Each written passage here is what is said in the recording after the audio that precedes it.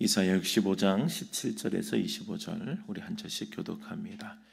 보라, 내가 새 하늘과 새 땅을 창조하나니 이전 것은 기억되거나 마음에 생각나지 아니할 것이라. 너희는 내가 창조하는 것으로 말미암아 영원히 기뻐하며 즐거워할지니라. 보라, 내가 예루살렘을 즐거운 성으로 창조하며 그 백성을 기쁨으로 삼고, 내가 예루살렘을 즐거워하며 나의 백성을 기뻐하리니 우는 소리와 부르짖는 소리가 그 가운데에서 다시는 들리지 아니할 것이며, 거기는 날 수가 많지 못하여 죽는 어린이와 수완이 차지 못한 노인이 다시는 없을 것이라. 곧 백세에 죽는 자를 젊은이라 하겠고, 백세가 못되어 죽는 자는 저주받은 자이리라. 그들이 가옥을 건축하고 그 안에 살겠고 포도나무를 심고 열매를 먹을 것이며, 그들이 건축한 데에 타인이 살지 아니할 것이며 그들이 심은 것을 타인이 먹지 아니하리니, 이는 내 백성의 수완이 나무의 수완과 같겠고 내가 택한 자가 그 손으로 일한 것을 길이 누릴 것이며, 그들의 수고가 헛되지 않겠고 그들이 생산한 것이 재난을 당하지 아니하리니, 그들은 여호와의 복된 자의 자손이요 그들의 후손도 그들과 같을 것임이라. 그들이 부르기 전에 내가 응답하겠고 그들이 말을 마치기 전에 내가 들을 것이며, 함께 읽습니다. 이리와 어린 양이 함께 먹을 것이며 사자가 소처럼 짚을 먹을 것이며 뱀은 흙으로 삼을 것이니, 나의 성산에서는 해함도 없겠고 상함도 없으리라. 여호와께서 말씀하시니라. 아멘. 우리 오늘은 이사야서의 말씀을 우리가 함께 읽었습니다. 이사야는 남유다에 활동했던 선지자입니다. 그가 활동했던 시기를 보면요, 남유다 멸망하기 전 한 100년 정도입니다. 그러니까 우시야, 요담, 아하스, 히스기야 시대까지 활동했던 선지자입니다. 그러니까 이사야가 남유다의 멸망은 보지 못한 선지자입니다. 그 이전 세대이거든요. 그런데 이사야서의 말씀을 보면 마치 이사야가 포로기, 그러니까 이스라엘의 멸망, 남유다의 멸망과 포로가 끌려갈 것, 그리고 그 이후에 포로 귀환 시대까지 직접 있었던 것처럼 그렇게 느껴지는 본문들이 있습니다. 하나님께서 열어주신, 이사야에게 보여주신 은혜였고, 그것을 이사야는 그대로 예언한 선지자였습니다. 이사야는 그래서 크게 한 세 부분 정도로 이사야서를 나누거든요. 그래서 첫 번째 파트가 제1 이사야가 1장부터 39장까지예요. 그래서 요 파트는 이제 이사야가 실제로 사역을 하면서 있었던 이야기들이 주된 내용을 이룹니다. 그래서 남유다를 책망하고 하나님의 심판을 예언합니다. 아직 심판이 이루어지진 않은 거예요.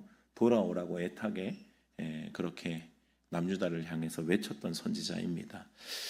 그리고 하나님의 심판이 있을 것을 그렇게 예언하면서 동시에 또 남은 자들을 통한 회복이 있을 것을도 같이 예언했던 선지자, 그것이 첫 번째 파트의 그 이사야서의 말씀입니다. 제2 이사야, 우리 두 번째 부분이 40장부터거든요. 40장부터 55장까지가 두 번째 파트로 나누는데, 요때부터가 이제 이사야가 경험하지 못한 세계를 이미 이야기를 하고 있어요. 그래서 40장부터 55장이 바벨론 포로기를 배경으로 합니다. 바벨론의 포로기. 그래서 40장의 말씀을 보면 위로하라, 내 백성을 위로하라는 말씀으로 시작을 해요. 이미 그들이 지금은 막 흥청망청 하나님 없이 그 시대, 이사야 그 시대에는 그렇게 살아가고 언제 심판이 이루어질지도 모른 채 믿지도 않은 채 달려가고 있지만, 그러나 그 이후에 멸망과 함께 그들은 포로로 끌려가게 될 것이라고요. 그리고 그들의 포로로 끌려간 그들을 향해서 위로하라, 내 백성을 위로하라는 위로의 메시지가 주님께서 이미 이사야를 통해서 예언하고 있는 것입니다. 그리고 세 번째 부분이 이제 56장부터 오늘 우리 본문이 포함된 66장까지가 이제 세 번째 제3 이사야 세 번째 파트입니다. 그래서 요 그룹은 요 이제 말씀은 포로 시대를 지나요. 포로 시대를 지나서 포로 귀환 시대입니다. 우리 남유다의 멸망과 남유다의 멸망과 함께 포로 시기가 있었고요. 그리고 포로가 다시 돌아와서 포로가 귀환해서 고레스의 칙령으로 말미암아서 다시 돌아오고 다시 성전을 재건하고 폐허된 예루살렘을 다시 세워가게 되는 것이 실제로 발생을 하거든요. 그 시대를 미리 예언을 하고 있는 그룹이 바로 세 번째 56장부터 66장까지의 말씀입니다. 그래서 요 시기에 이제 공동체 회복이 그들에겐 아주 중요한 미션이잖아요. 그래서 참된 금식이 무엇인지, 올바른 예배가 무엇인지, 그리고 공동체 회복에 대한 말씀들이 이미 이사야서에 기록이 되어 있는 거예요. 당연히 이루어지지 않은 시대에 대한 예언이죠. 그런데 이사야는 자기 시대를 넘어 포로기와 그리고 포로 귀환 시대까지 그렇게 하나님이 보여주신 미래를 예언한 선지자였음을 우리가 이사야를 통해 알 수가 있어요. 그리고 이 예언의 말씀은요, 그 시대를 이제 또 지나가면서 그것이 드러나잖아요. 우리는 뭐 그 시대를 이미 다 보고 있으니까요. 우리가 아는 그 포로가 귀환했던 그 시기가 바로 우리가 뭐 몇 주 전에 큐티를 함께 나눴던 스가랴입니다. 스가랴서의 배경이 포로 귀환 시대예요. 학계 스가랴, 이게 이제 포로 귀환 시대이거든요. 스가랴서의 시대 배경이 포로 귀환 시대인데, 그러니 이사야서에서 언급되었던 이 공동체 회복에 대한 것들, 금식에 대한 부분들, 예배에 대한 부분들, 실제적으로 공동체 회복에 대한 말씀이 거기서 또 다시 드러나는 겁니다. 그 이사야가 미리 예언한 대로 그 시기에 또 실제로 현실인 그 시기를 가보니 그대로 이루어지고 있더라고요. 스가랴도 그 하나님의 마음을 가지고 예언하고 그들을 또 격려하고 독려하면서 하나님 안에서 공동체를 세워가고 있는 것을 볼 수가 있습니다. 실제 상황이 벌어진 그 스가랴서, 그러니까 이사야는 미래를 보고 있지만 그 실제로 이루어진 스가랴서를 우리가 보게 되면요, 귀한 공동체가 마주한 현실이요, 아주 쉽지 않았습니다. 귀한 공동체는요, 그래서 사실 그걸 알기 때문에 돌아오지 않는 세상적으로 똑똑한 사람들도 더 많이 있었어요. 돌아온 사람보다 돌아오지 않은 사람들이 더 많았습니다. 왜냐하면 이거는 정해져 있었거든요. 힘들 거라는 거, 어려울 거라는 거. 여러분들 우리 개척교회들이 그렇잖아요. 개척교회들은 알잖아요. 개척교회는 해야 될 게 빤해요. 교회를 세워가는 일이고 힘든 일들이 첩첩산중에 있다는 것 다 알아요. 그래서 사실 이제 새로운 성도님들은 모두 모르고 선택하시지만 어느 정도 신앙생활을 하신 분들은 또 작은 교회, 개척교회는 조금 마음에 무게가 있는 것이 사실이에요. 잘 선택을 못해요. 다 지어져 있고 다 준비되어 있는 그곳에 내가 다시 들어가고 싶지, 다시 그 고생을 하고 싶지 않다고요. 귀한 공동체의 마음이 여러분들 그런 겁니다. 그러니까 귀한 공동체는 비록 포로로 끌려가긴 했지만 바벨론 시대에 그래도 거기서 먹고 살 만한 터전들이 마련이 되어 있었거든요. 그래서 어떻게든 정착하면서 살아가고 있는 겁니다. 그런데 다시 돌아오면요, 다시 어려움이, 또 다시 개척해야 된다. 다시 뭔가를 다시 고생하면서 몸으로 또 힘을 다해서 뭔가를 또 부딪혀야 되는 상황인 겁니다. 쉽지 않아요. 그럼에도 귀한 공동체가 돌아올 수 있었던 건 뭐예요? 하나님의 약속이었거든요. 하나님께서 말씀하심과 순종하는 마음으로 귀한 공동체는 참 그래도 좋은 마음, 그리고 기대하는 마음으로 돌아왔다고요. 근데 현실이 쉽지가 않은 거예요. 마주하는 현실은 참 어려웠습니다. 폐허가 된 예루살렘, 가난과 궁핍이 그 앞에 기다리고 있었어요. 하나님이 함께 하시면 다 잘 될 것이라는 희망을 품고 왔잖아요. 그렇죠? 하나님이 함께 하시고 돌아가라고 하시면 예루살렘 다시 재건될 수 있다면 내가 한번 쓰임 받겠다고 귀한 공동체가 부푼 꿈을 가지고 왔다고요. 근데 현실이 그렇게 녹록하지가 않는 거예요. 성전 재건도요, 쉽지 않아요. 성전 재건도 성전을 재건하면서 준비하고 이렇게 하던 차에 외부에서 온 공격, 그리고 내부에서 하나 되지 못하는 마음으로 인해 오랜 시간 성전 재건이 중지가 되는 거예요. 이것은 스가랴서에도 다 기록되어 있는 내용입니다. 상황이 어려웠고 더 어려운 것은 뭐예요? 마음이 자꾸 무너지는 거예요. 주님이 하실 수 있다는 이 힘찬 마음으로 오기는 그렇게 왔는데 현실은 그렇지가 않은 거예요. 그래서 마음이 무너지죠. 그런데 이러한 상황에서 여러분, 전혀 어울리지 않는 그 현실 세계, 이루어질 그 세계에서는 전혀 어울리지 않은 말씀이 이사야서는 이미 예언하고 있는, 그 말이 뭐냐면은 그 말씀이 오늘 본문의 말씀, 오늘 본문의 17절의 말씀, 보라 내가 새 하늘과 새 땅을 창조하리니 이전 것은 기억되거나 마음에 생각나지 아니할 것이라 라는 선언을 하시는 겁니다. 포로 생활 후 다시 예루살렘에 돌아온 귀한 공동체의 상황, 여러분들 이 예언이 기대가 되는 그런 상황이 아니에요. 이미 그것을 기대할 수 없는 절박한 현실적인 어려움의 상황이었다고요. 그런데 오늘 본문은 선포하는 거예요. 보라, 내가 새 하늘과 새 땅을 창조할 것이래요. 이전 것은 더 이상 기억되거나 마음에 생각나지 않을 거라고요. 여러분들 이전 것이 기억나거나 마음에 생각나지 않을 거라는 말씀이 뭐예요? 그 말 뜻은요, 고생이 있었다는 뜻이잖아요. 그죠? 이전에 뭔가 안 좋은 일이 있었다는 거잖아요. 어려움이 있었고 눈물이 있었고 고통이 있었고 끌려가는 시간이 있었고 망하는 시간이 있었고 성전이 무너지는 것을 봐야 했습니다. 그런데 이전 것이 더 이상 기억나거나 생각나지 않을 거를 새 하늘과 새 땅을 선포하는 겁니다. 창조는 여러분들 창조라고 하는 단어는요, 원래대로 돌아갈 것이라는 회복의 단어를 넘어서는 단어입니다. 그래서 이 단어를 보면 창조하다라고 하는 단어를 원어로 보면 바라라고 하는 단어입니다. 그래서 창세기에서 우리 하나님의 말씀이 시작될 때에 이 바라라고 하는 동사가 동사로 가장 먼저 쓰여진 단어입니다. 바라예요. 태초에 하나님이 천지를 창조하시니라 할 때 그 바라입니다. 창조하다. 이 단어는요, 단 한 번도 인간이 주어로 쓰인 적이 없어요. 그러니까 인간에게는 창조라고 하는 단어는 어울리지 않는 거예요. 그럴 수가 없는 겁니다. 지금도 여러분들 아무리 기술이 발달하고 AI 시대가 우리에게 지금도 와 있고 앞으로 더 어마어마한 세계가 AI 시대가 아마 우리에게 분명히 오게 될 겁니다. 그래서 많은 이제 그것을 알고 있는 학자들은 오히려 속도를 늦춰야 된다라고 오히려 이야기를 하거든요. 그러니까 너무 거대한 변화가 우리 바로 앞에 있는데 우리는 이제 뭐 인간이 준비가 되어 있지 않아요. 우리의 규제라든지 우리의 모든 상황들이 이 엄청난 빠르게 변화되는 기술에 우리가 준비가 되어 있지 않아서 오히려 속도를 멈춰야 된다라고 하는 사람들도 꽤 많이 있어요. 그만큼 어마어마한 세계가 앞으로 우리에게 올 거예요. 그런데 여러분, 인간이 아무리 과학이 발달하고 AI 시대가 막 AI가 그렇게 똑똑한 것 같아도요, 여러분, 창조라고 하는 단어를 쓰지 않아요. 창조가 될 수가 없어요. 왜요?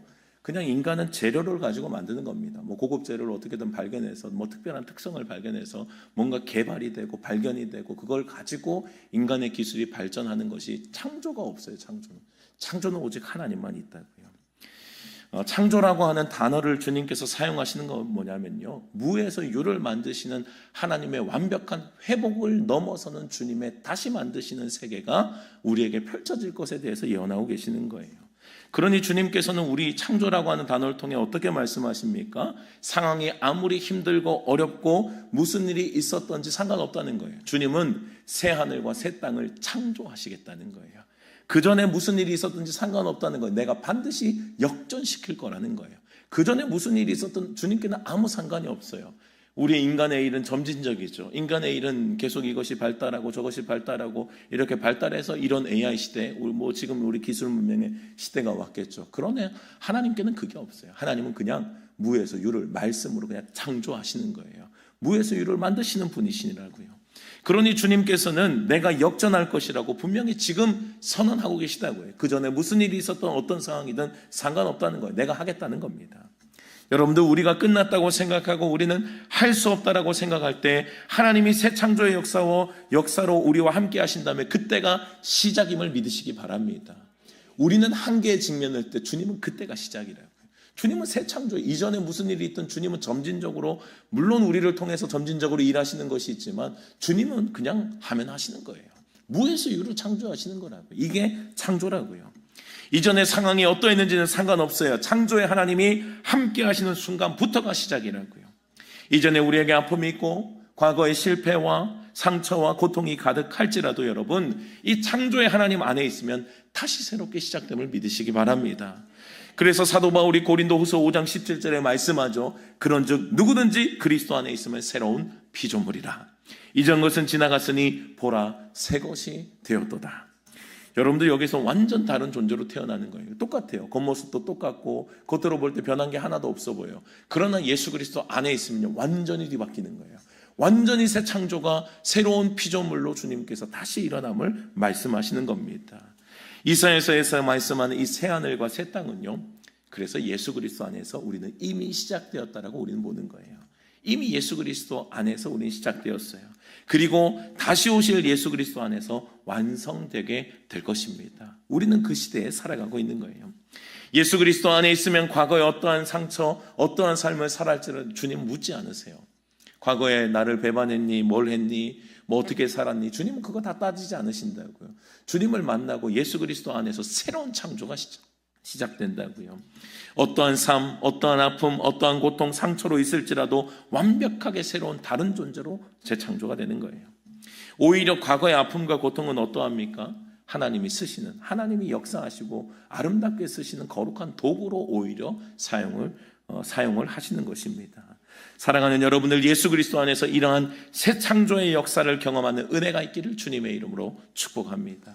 주님 안에서는 이 새 창조의 역사가 일어나는 거예요.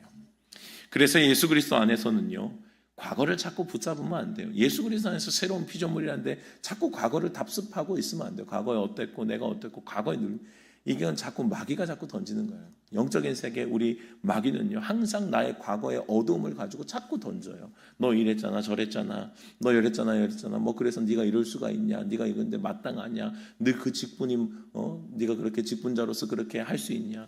근데 거기에 자꾸 참소에 속으시면 안 돼요. 물론 우리가 회개할 건 회개해야죠. 주님 안에서 나는 새로운 피조물이 되었음을 당당하게 선언해야 돼요. 나는 예수 그리스도 안에서 새로운 창조가 나는 일어났어 하고 그 정죄에 빠지는 자가 아니라 앞으로 돌파하는 자가 되어야 되는 것입니다.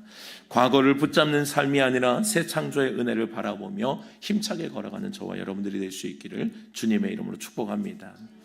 오늘 본문의 말씀은요, 새 창조의 삶에서 하나님이 주시는 기쁨과 평안이 무엇인지를 또 말씀하고 계세요. 18절의 말씀을 보면 너희는 내가 창조하는 것으로 말미암아 영원히 기뻐하며 즐거워할지니라 라고 말씀을 하십니다. 여러분들, 진짜 기쁨은 이 주님 안에서 시작이 되는 거예요. 세상도 기쁨이 있어요. 세상에서도 이거 하면 기쁘고 이거 이뤄내면 성취감도 있고 기쁨도 누리고 만나면 즐겁고 기쁘고 있어요, 여러분. 그런데 여러분들, 그 세상의 기쁨은요, 마치 한 컵의 물과 같아요. 나는 목마를 때 물 한 컵 먹으면은 그래도 시원하다라고 우리가 그렇게 이야기를 하잖아요. 그런데 물은요, 또다시 마셔야 돼요. 왜요? 또 목마를 거니까.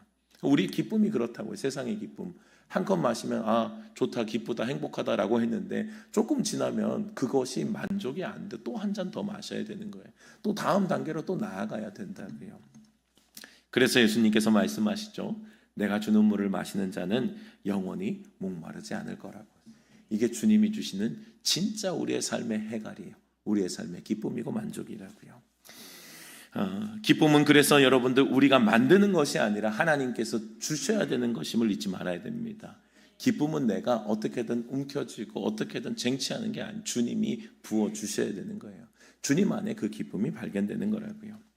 주님은 분명히 말씀합니다. 주님께서 다시 창조하실 그 예루살렘에 이 기쁨과 즐거움이 넘쳐나는 성으로 주님께서 그렇게 새 창조를 일으키실 것이라고 선언하시는 거예요. 그래서 오늘 본문의 말씀을 보면요, 주님의 그 새 창조가 일어나고 주님의 회복이 일어날 때 과연 삶 가운데 어떠한 주님께서 만져주심이 있는가가 정확하게 드러나 있어요. 그런데 여러분들, 이것을 잘 우리가 기억해야 될 것은 여러분들이 주님이 주시는 복에 대해서는요, 우리의 세상의 방식에서 자꾸 행복을 찾고 무언가를 얻으려고 헤매는 방식을 주님 안에서 똑같이 그렇게 하려고 하는 건 안 돼요. 주님께서 말씀하시는 진짜 복은요, 그냥 아버지 안에서 누리는 평안임을 잊지 마셔야 돼요. 아버지가, 여러분들 자녀가 아버지가 가진 것이 있다면 자녀에게 시기적절하게 그 줘야 될 것을 안 주겠습니까? 당연히 주는 거예요. 그것이 막 특별한 일이 아니라 내 아버지가 가지고 있는 그것에 자녀에게 줄 수 있는 그 시기마다 적절한 것을 줄 수 있다면 주는 거 당연하지 않겠어요? 채워주고 도와주고 배우게 하고 또 어디에 여행도 보내주고, 이 모든 것들은 당연하지 않겠어요, 여러분? 그러니까 하나님께서 우리에게 주시는 복을요, 굉장히 특별한 무언가에 우리가 쟁취해야 될 세상에서 방식처럼 주님의 복을 얻어내야 될 것처럼 생각하는 것이 아니라 하나님 안에 누리는 그 샬롬으로 이해를 하셔야 돼요. 주님 안에 누리는 평안이에요. 여러분들, 주님의 자녀들을 주님께서 그렇게 세상 가운데서 힘들게 어렵게 빌빌거리며 살아가게 하시겠어요? 주님이 당연히 채워주시죠. 그것이 복이지만 특별한 게 아니라 당연하다고요. 주님 당연히 주시는 거 아니에요? 주님이 당연히 주시고 주신 것으로 우리는 더 우리가 세상을 향해 가, 그건 복이 아니에요. 주님이 주신 게 아니에요. 주님이 주신 복은요, 분명해요. 주님이 주신 복은요, 주님을 향해 살게 되어 있어요. 주님이 주신 복을 가지고 그것을 가지고 더 잘 주님을 향해 걸어가는 것이 진짜 주님이 주신 복이지, 주님이 복을 주셨어요. 많이 누렸어요. 그럼 뭐 이것도 잘 되고 저것도 잘 돼요. 많이 얻었어요. 그래서 주님 떠나서 더 바쁘게 살아가요. 여러분들 그거 주님이 원하실 것 같아요. 그거 진짜 주님의 복인가요? 그거 진짜 주님의 복 아니라고요. 그거는 오히려 세상의 모든 것들을 다 가지고 있는, 마귀는 이야기했잖아요. 예수님 시험할 때 뭐라고 이야기를 해요? 너 나한테 절 한 번만, 예수님한테 한 번만 절해라. 나한테 절 한 번 하면 내가 가지고 있는 거 천하만국의 영광이 내 건데 그거 너에게 주겠다라고 이야기를 하잖아요. 여러분들 천하만국의 영광이요, 왜 이단들이 돈이 많을까요? 이상하게 생각하시면 안 돼요. 예수님을 안 믿는 사람들이 왜 더 잘 나갈까요? 여러분들 이상하게 생각하시면 안 된다니까요. 세상의 모든 영광은 누가 가지고 있는데요? 마귀도 가지고 있어요, 여러분. 세상의 모든 영광과 자기가 줄 수 있는 것이 마귀는 있다니까요. 마귀에게 절 한번 하면 다 줄 수 있는 거예요. 그러니까 여러분들 우리가 먹을 떡과 먹지 말아야 될 떡에 대한 분별이 안 되면 안 되는 거예요. 먹지 말아야 될 떡을 먹으면서 이거 먹으면은 천하 영광을 주겠다라고 하는 예수님의 시험과 똑같은데 그거를 분별을 못 해요. 그걸 분별을 못 하고 냅죽 절하고 그래 나에게 이거 채워주면 마치 그게 주님의 복인 것처럼. 여러분들 착각하지 마세요. 주님의 복은요, 가지고 누린다고 복이 아니에요. 모든 주님이 주신 복은요, 또다시 주님을 향하게 되어 있어요. 그게 진짜 복이라고요. 오늘 예루살렘의 기쁨이 충만할 때 몇 가지를 이야기를 합니다. 먼저는 이야기를 하는 것이 창조의 하나님이 함께할 때 삶의 수고가 헛되지 않겠다라고 약속을 하시는데, 하나님이 주시는 영육의 복입니다. 우리의 삶에 채워주시는 영적인 부요뿐만 아니라 육적인 부요예요. 그러나 이것을 어떻게 해석한다고요? 하나님이 주신 샬롬으로 해석해야 된다고요. 주님이 주신 평안으로 해석해야 되지, 특별한 하나님이 주신 막 우리가 세상의 걸 막 얻어내는 것처럼 주님의 방석 다른 세계에서 또 세상의 방식처럼 얻어내려고 하면 안 되는 거예요. 그냥 주님 안에서 자녀에게 주시는 마땅함이죠. 자녀가 배고플 때 주시는 거 마땅하지 않나요? 자녀가 필요할 때 주시는 거 마땅하지 않나요? 더 좋은 곳을 주시면 더 좋은 주를 위해 살면 되죠. 그것이 우리가 살아가는 방식이에요. 이게 청지기적 삶이에요. 내가 움켜쥐고 욕심을 부리고 세상처럼 가지려고 하는 이런 삶이 아니라, 청지기적 삶은 내 것이 아닌 주님의 것을 잘 보관하고 잘 가지고 주님을 위해 쓰는 삶이라고요. 그래서 세상의 사람들은 그것을 몰라요. 그냥 가진 거 다 내 건 줄 알아요. 근데 우리는 그것을 알아야 돼요. 가지는 게 내 것이 아니라 주님 거예요. 주님 거. 주님이 나에게 맡기신 거. 건강, 시간, 재정, 모든 것들 주님이 맡기신 거예요. 그래서 주를 위해 쓰면 되는 거예요. 청지기는 뭐예요? 관리하고 다스리는 자. 그래서 주님이 쓰시겠다 할 때 주가 쓰시겠다 하는데 거기에 뭔 말이 필요합니까? 주님이 쓰시겠다는데. 나에게 모든 것들을 제공하신 분이 주님이 쓰시겠다는데 여기서 뭔 말이 더 필요해요? 주님이 쓰시겠다고 하면 깔끔하게 그냥 주님 건데요, 주님. 그렇게 말할 필요도 없습니다, 주님. 주님 건데 주님이 굳이 뭐라고 그렇게 말씀하시, 다 가져가십시오. 이게 믿는 자들 청지기적 삶이라. 오늘 본문에서는 분명히 말씀합니다. 영혼이 잘 될 때에 주님 앞에 그 기쁨을 누리고 주님의 통치가 이루어지고 새하늘과 새 땅의 역사, 새 창조의 주님이 기쁨을 우리에게 부어주실 때에 나타나는 몇 가지가 있어요. 먼저는 장수의 복을 이야기를 하세요. 백세에 죽는 자를 젊은이라고 하겠고요. 백세가 못되어 죽는 자는 저주받은 자이라 말씀하실 정도로 주님의 그 기쁨이 충만하고 새 창조가 이루어지는 삶은 어때요? 장수의 축복을 누리는 거예요. 여러분들 우리가 나이가 들면 들수록 우리의 관심사는요, 인간은 분명해요. 인간은 나이가 들면 들수록 건강에 관심을 가지게 돼 있어요. 어쩔 수 없어요. 내가 망가지는 거 보이거든요. 내가 이렇게 육신이 이렇게 조금 연약해지는 것을 분명히 보게 되거든요. 젊었을 때는 그거 신경 안 써요. 그러나 나이가 들면 들수록 신경을 쓰게 돼 있어요. 물론 관리해야 됩니다. 육체적인 관리도 해야 되고 건강 관리해야 되고 여러분들 약도 드셔야 되죠. 그런데 여러분들 최고의 관리는요, 주님 사랑하는 거예요. 주님의 기쁨, 주님의 은혜 가운데 있으면 생사화복을 주관하시는 주님께서 건강 붙잡아 주셔야만 우리는 건강한 거예요. 여러분들 그 은혜를 분명히 기억할 수 있기를 바랍니다. 하나님이 주시는 기쁨의 성에는 장수의 축복이 있을 거라고요. 세상에서 많은 요령을 아무리 내가 막 철저하게 관리해도요, 내 몸 내가 관리 못해요. 하나님이 지켜주셔야 돼요. 하나님이 지켜주시는 것이 최고의 건강임을 기억할 수 있어야 합니다. 또한 복을 말씀하시는 게 뭐예요? 가옥을 건축하고 포도나무를 심을 때에 열매를 먹을 것이 있으리라라고 말씀하세요. 그들이 건축한 데에 타인이 살지 않을 것이고 그들이 심은 것을 타인이 먹지 아니할 것이니 그들의 수고가 헛되지 않을 것이라고 말씀하십니다. 여러분들 이것도 뭐예요? 하나님이 채워주시는 당연한 삶의 환경에 채워주시는 재정적인 축복, 환경의 축복을 주님 말씀하시는 거예요. 그것이 특별한 것이 아니라니까요. 이것이 뭐예요? 그럼 내 삶에 필요하니까 주님께서 심게 하시고 거두게 하시고 먹게 하시고 누리게 하시는 거예요. 당연한 거 아니겠어요? 그래서 여러분들, 믿음의 사람들은요, 부자가 되려고 주님을 잘 믿은 게 아니에요. 믿음의 사람들은 부자가 되려고 주님 잘 믿은 게 아니라 주님을 따라가다 보니 아브라함도 거부가 되고 야곱과 이삭과 그들의 삶 보세요. 그냥 주님께서 늘 부어주시는 거예요. 야곱의 삶 가운데서 채워주시고 이삭의 삶 가운데서 채워주시고 하나님이 채워주시는 은혜가 있는 거예요. 그것을 향해서 가기 때문에 그래? 아니요. 주님을 향하면 그렇게 되는 거예요. 주님을 향하면 주님께서 얻게 하시고 채워주시고 누리게 하시는 주님의 축복이 분명히 있는 것입니다. 먹을 양식이 있게 하시고 일할 수 있는 힘을 주시며 손이 일한 대로 누릴 수 있는 축복을 약속하시는 거예요. 하나님의 새 창조의 은혜 안에 그것이 있는 겁니다. 또한 말씀합니다. 그들이 생산한 것이 재난을 당하지 아니하리니 라고 말씀하세요. 여러분들이 이게 그들이 생산한 것이라고 하는 것은요, 자녀에 대한 이야기예요. 그래서 그 뒤에 보면 그들은 여호와의 복된 자의 자손이요 그들의 후손도 그와 같을 것임이라 라고 말씀하시죠. 자녀의 축복이에요. 여러분들, 믿음의 자녀는 보너스가 있어요.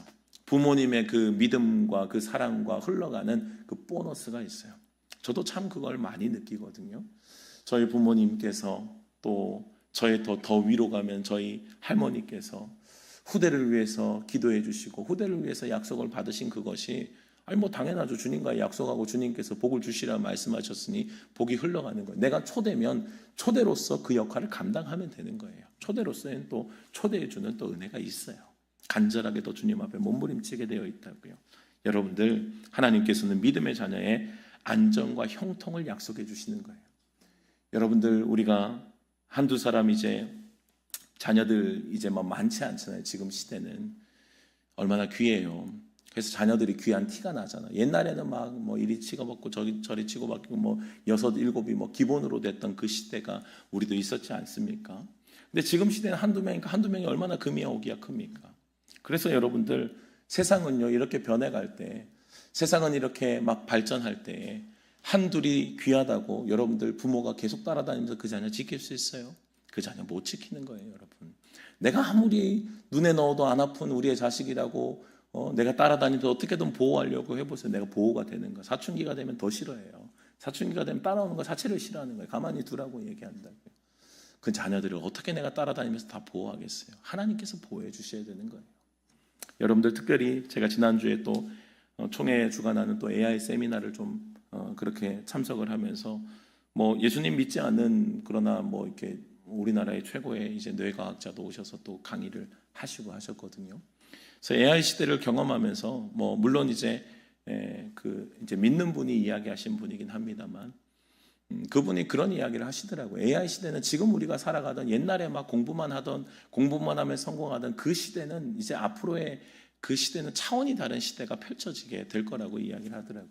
옛날에는 그냥 우직하게 앉아서 공부만 열심히 하던 애들이 성공했다고요. 그죠? 근데 지금은 그런 시대도 아니에요. 실제로 그런 시대도 아니고 AI 시대가 되면 더 그렇게 될 거예요. 놀라운 시대가 막 온다고요. 근데 여러분들, 그분이 그런 이야기를 하세요. 그 AI 시대를 준비하는 7가지 역량을 이야기를 하시더라고요. 그러니까 AI 시대에는 공부를 열심히 해야 되고 뭘 해야 되고, 물론 그건 열심히 해야 되는 기본이지만 진짜 미래를 준비하는 역량을 이야기를 하더라고요. 그 역량은요 다른 게 아니에요. 이제 글로벌화라든지 문화를 적응하고 문화를 받아들이고 또 그것을 수용하면서 또 이해하고 또 서로 문제가 발생했을 때 그 문제를 해결하고 수용하고 의견을 조율할 수 있는 모든 과정들, 이런 것들이 이제 역량 가운데 들어가는 거예요. 근데 그분이 그런 얘기를 하세요. 그걸 제일 잘하는 곳이 교회래요. 그걸 제일 잘하는 곳이 교회래요. 여러분들, 교회 가면 우리가 전도 여행도 가고 이렇게 하지만 다음 세대를 움직일 때 3박 4일 이렇게 움직여 보세요. 분명히 싸워요. 분명히 투닥거리고 싸우고 의견 트러블이 있고 고집하고 또 주장하고 일치가 안 되고 이런 것들이 있다고요. 근데 거기에서 아이들이 배우는 게 뭐냐면 거기서 서로의 의견을 듣고 조율하고 거기에서 하나님의 나라를 이루어가는 법을 그 아이들은 배우게 되어 있어요. 그래서 저도 그걸 참 많이 느꼈거든요. 근데 AI 시대에 필요한 역량이 그런 게 들어가는 거예요. 그러니까 여러분들, 주님 안에서 우리의 자녀들이 잘 커야 되는 거지, 주님 안에서 잘 클 수 있는 거지, 주님 밖에 나가면 더 안 되는 거예요. 자녀들이 부모가 자녀에게 물려줄 수 있는 것은 이 믿음의 유산, 하나님께서 주시는 이 축복밖에 없음을 여러분들 잊지 마셔야 돼요. 그 신앙생활에서 절대로 떠나지 않도록 정말 죽어라 애를 써야 되는 거예요. 그것이 미래에 필요한 역량인과 동시에 우린 주님 안에서 축복을 누리는 길이라고. 그래서 이거를요, 여러분들 정말 목숨 걸고 가셔야 돼요. 다른 세상에 어떤 좋은 것들 해보세요. AI 7대 역량, 그거 교회에서 제일 잘하는 거예요. 7대 역량을 여러분들 기억하시고 자녀들을 믿음으로 키워야 된다는 사실을 절대 잊지 말아야 됩니다.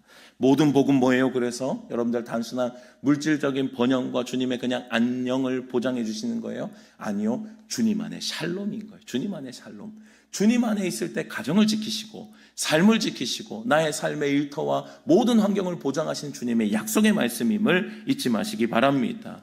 여러분들이 하나님의 은혜 가운데 이 평안을 누리는 주인공이 되시길 주님의 이름으로 축복합니다.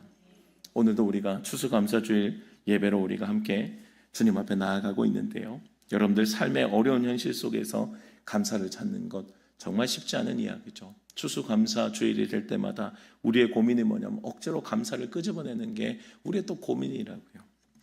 머리로는 알지만 현실의 무게가 우리의 감사를 삼켜버릴 때가 얼마나 많은지 모릅니다.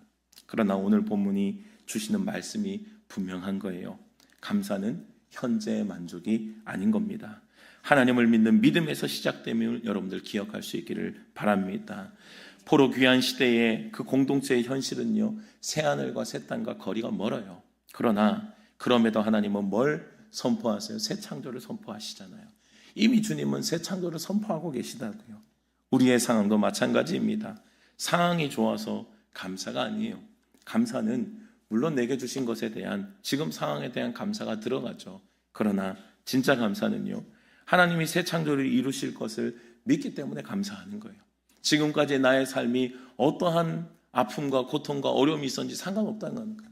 주님께서 오시면 새 창조의 역사가 일어나면요, 그때부터 새로운 역전이 일어나는 거예요. 지금까지의 나의 삶과 전혀 상관없는 하나님의 재창조의 역사가, 새 창조의 역사가 우리의 삶에 일어날 것이라고요. 믿음의 눈을 들어보면 원망과 불평의 상황이 아니라 하나님의 일하심 앞에 감사의 제목들이 얼마나 많은지 모릅니다. 지난주에 다니엘 기도에 나오신 한 목사님의 간증 중에 그 고난에 대해서 이야기를 하시면서 새왕 이야기 책에 등장하는 문구를 인용을 하셨어요.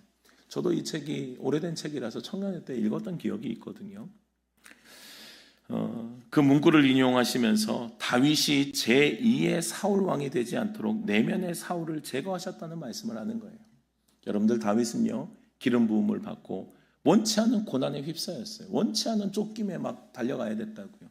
뒤에선 사울이 계속해서 쫓아오는 거예요. 그래서 미친 척하면서도 도망가고 별의별 짓을 다 하면서 도망다니는 거예요. 분명히 고통과 어려움의 시간이었습니다. 그런데 이 책에서 그 다윗의 시기를 인용하면서 그때에 하나님께서 그 안에, 다윗 안에 있는 사울을 제거하셨다라고 이야기를 하는, 저는 이것이 이 고난의 시기가 다시 해석되는 이 말씀이요, 이해가 되는 거예요. 여러분들 잘 생각해 보세요. 다윗은요, 그렇게 고난과 하나님 앞에 길들여짐을 당했음에도 불구하고 삐져나오는 악이 있었잖아요. 그게 뭐예요? 밧세바의 사건 아닙니까?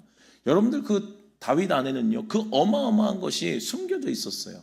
우리가 볼 때 다윗은 너무 아름답고 예쁘고 주님을 사랑했던 사람으로만 보이죠. 그런데 하나님의 시각은 다른 거예요. 하나님의 시각으로 봤을 때 네 안에도 그 사울이 있음을 보게 되는 거예요. 너 안에도 그 사울 왕이 숨어져 있어 웅크리고 있고 환경만 조금만 펴지면은 그것이 얼마든지 튀어나올 준비하고 있는 사울 왕이 예비되어 있는 것을 주님 보시는 거예요. 그래서 그 고난의 시간을 통해서 뭐예요? 그 사울을 죽이기 시작하는 거예요. 다윗 안에 있는 사울을 죽이시는 거예요. 그러니까 사울이 그때는 죽으면 안 돼요. 왜요? 아니, 하나님이 사울을 못 죽여서 안 죽였어요, 여러분? 사울이 하나님께서 뭔 짓을 하시더라도 사울 왕, 그 폐위된 왕이요, 주님의 마음에 엇나간 왕 죽이시면 끝이에요. 그런데 그 사울의 죽음이, 사울의 그 삶이요, 사울에게 중심이 있었던 게 아니라 다윗에게 중심이 있었어요. 그러니까 하나님은 그 고난의 시기가 다윗에게 필요함을 알았어요. 그래야 그 안에 있는 이 사울 왕과 같은 그 안에 있는 악들을 제거할 수 있는 시간, 고난의 시간을 통해서 그의 마음을 길들일 주님의 시간이 필요했다고요. 그래서 그 고난의 시간에 끊임없이 사울을 죽이는 거예요. 그럼에도 불구하고 다윗은 튀어나오잖아요. 그 뭐예요? 밧세바 사건이죠. 우리아를 앞장 세워서 죽인 다음에 모두 후퇴해서 고의적으로 죽인 거예요. 자기 손으로 피만 안 묻혔지 살인한 거라고요. 그 다윗 안에 그런 어마어마한 것들이 숨어져 있었다고요. 고난의 시간 없었으면 어땠을까요? 다윗이 왕이 되자마자 사울 왕이 막 튀어나오지 않았을까요? 여러분들, 그러나 그 고난의 시간은요, 하나님께서 하나님의 시각으로 봤을 때, 인간의 시간으로 봤을 때 아무 왜 그럴까 싶어요. 그러나 하나님의 눈으로 봤을 때 주님의 인자하심과 주님의 자비하심으로, 하나님의 계획하심으로 그 다윗을 다듬어가고 있는 시간임을 보게 되는 거예요. 여러분들, 고난의 시간을 고난의 시간만으로 보시면 안 돼요. 그 시간에 주님이 일하시는 은혜가 있음을 잊지 말아야 합니다. 우리는 그거 보면서 감사하는 거예요. 내 안에 있는 사울을 제거하시는 순간이구나. 내 안에 있는 주님의 마음에 합당하지 않는 것들을 이 시간을 통해서 나를 다듬어 가시는 시간이구나. 우리는 그렇게 고백할 수 있다고요. 하나님의 새 창조는 우리는 이해할 수 없어요. 우리는 우리의 상황 가운데 그냥 좋은 것만 주시지, 그냥 좀 눈물도 안 나게 하시고 그냥 우리의 삶에 좋은 것만 채워주시지. 그러나 주님은 그렇지 않는 거예요. 주님의 정말 새 창조는 이전 것과 다른 완벽한 그 새 창조의 역사는 우리가 이해할 수 없는 상황과 시간 속에서 이루어짐을 잊지 마시길 바랍니다. 그래서 우리는 현실이 아니라 그 주님의 약속을 바라보는 거예요. 감사는 언제 한다고요? 그 주님을 바라볼 때 감사할 수 있는 거예요. 다윗의 많은 힘든 시간 속에서도 그의 복음에 감사와 하나님이 여호와가 나의 목자시니 내게 부족함이 없다라고 고백할 수 있는 것은 멀리 보며 하나님이 일하실 그 역사를 바라볼 때에, 새 창조의 주님을 바라볼 때 감사가 튀어나오는 거예요. 그러니 여러분들, 그 감사를 주님 앞에 고백할 수 있는 은혜가 있기를 축복합니다. 감사는 새 창조를 지금 현실에서 내가 붙잡는 나의 믿음이라고요. 지금 아무 일도 일어나지 않았어요. 그러나 나는 그 주님을, 새 창조의 주님을 붙잡고 고백하는 거예요. 감사하는 거예요. 주님 이유가 있으시죠.